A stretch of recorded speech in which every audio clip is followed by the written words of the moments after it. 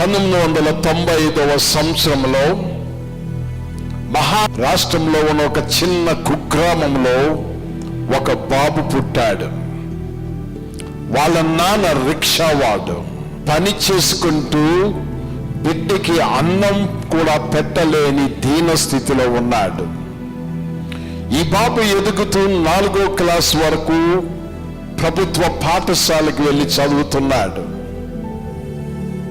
చివరికి నాన్న గ్రహించాడు, నాతో పాటు నా కొడుకు పని చేస్తేనే కానీ ఇంటిలో 4 మెతుకులు ఉండవు అని.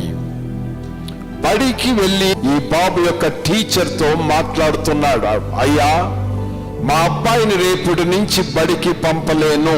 బడిలో ఉన్న టీచరు అబ్బాయి యొక్క మంచి జ్ఞానాన్ని గ్రహించి, మీ అబ్బాయి చాలా తెలివైన వాడు, దయచేసి అతనిని బడి నుండి ఆపు చేయొద్దు, బాగా చదివిందామని ఆ టీచర్ యొక్క సహకారంతో ఆ బాబుని మరలా బడిలో చదివించడం ప్రారంభించారు.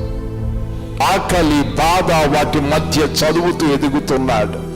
నాన్నకి తోడుగా ఉండాలని 5 నుంచి రాత్రి 9 వరకు ఏదో ఒక కాఫీ దుకాణంలో ఆ పని చేస్తున్నాడు. ఇంటర్మీడియట్ వరకు చదివాడు.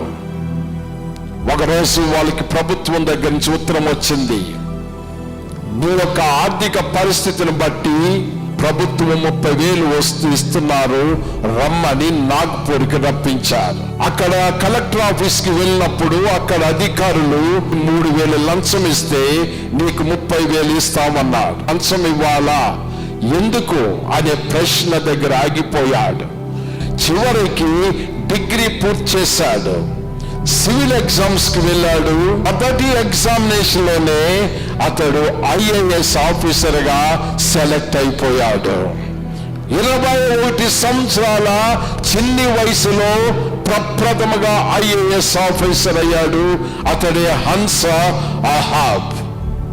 హంస ఆహాబ్ యొక్క జీవితాన్ని పరిశీలిస్తే అతని బీదరికము కలెక్టర్ అవ్వకుండా ఆపు చేయలేదు. తన యొక్క నాన్న వృత్తి రిక్షా తొక్కే వాడి కొడుకు అనేది అతని IAS ఆఫీసర్గా ఆపు చేయలేదు.